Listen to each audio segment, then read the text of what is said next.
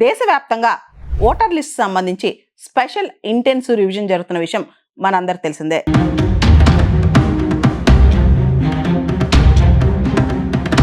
రీసెంట్గా ఆంధ్రప్రదేశ్ రాష్ట్రానికి సంబంధించి ఈ స్పెషల్ ఇంటెన్సివ్ రివిజన్ సంబంధించిన జాబితా ఏదైతే ముసాయిదా జాబితా ఉందో అది రిలీజ్ అయింది. ఆంధ్రప్రదేశ్ రాష్ట్రంలో 3.71 కోట్ల మంది ఓటర్లు ఎన్యూమరేషన్ దరఖాస్తులు సమర్పించారని ఏపీ ఎన్నికల సంఘం తెలుపుతోంది. ఆంధ్రప్రదేశ్ సంబంధించి స్పెషల్ ఇంటెన్సివ్ రివిజన్ ఈ ఫామ్స్ ఎవరైతే ఫిల్అప్ చేసి ఎన్యూమరేషన్ సబ్మిట్ చేశారో ఈ ముసాయిదా జాబితాను ఎలక్షన్ కమిషన్ ఆఫ్ ఇండియా యొక్క నెట్ యాప్ కావచ్చు లేదా సిఇఓ వెబ్సైట్లో పరిశీలించవచ్చు అని చెప్పి కూడా ఆంధ్రప్రదేశ్ ఎన్నికల సంఘం చెప్తోంది.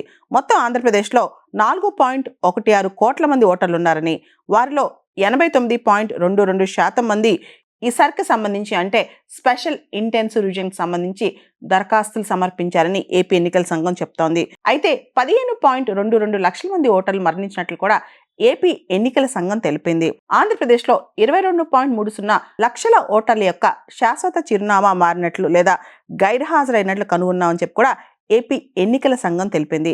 ఆంధ్రప్రదేశ్లో 7.37 లక్షల మంది ఓటర్ల పేర్లు 2-3 చోట్ల నమోదయ్యాయని కూడా ఏపీ ఎన్నికల సంఘం తెలిపింది. ఆంధ్రప్రదేశ్ సంబంధించి అక్టోబర్ 3వ తారీఖున తుది ఓటర్ల జాబితా ప్రచురిస్తామని కూడా ఏపీ ఎన్నికల సంఘం సిఇఓ తెలిపారు.